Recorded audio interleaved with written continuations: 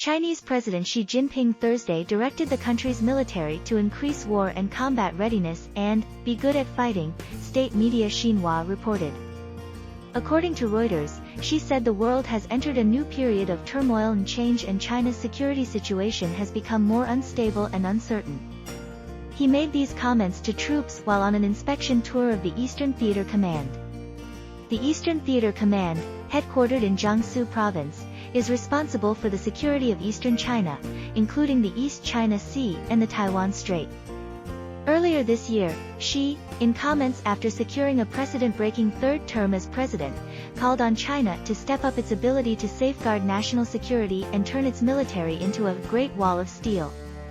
On Taiwan, the democratically governed island which China claims as its own, China must oppose pro-independence and secessionist activities and the interference of external forces, he said at the time.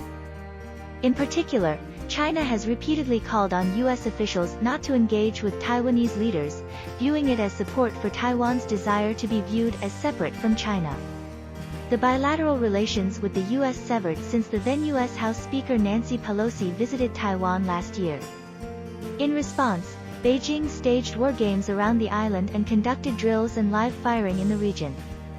China has never renounced the use of force to bring Taiwan under its control. In 2005, it passed a law giving Beijing the legal basis for military action against Taiwan if it secedes or seems about to. Xi's call to step up combat readiness came as U.S. Treasury Secretary Janet Yellen arrived in Beijing for talks aimed at easing tensions between both countries.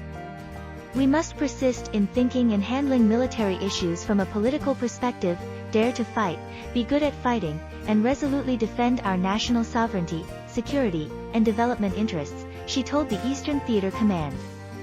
In April, she inspected the Guangdong headquartered Southern Theater Command, whose sphere of responsibility includes the South China Sea, much of which is claimed by Beijing.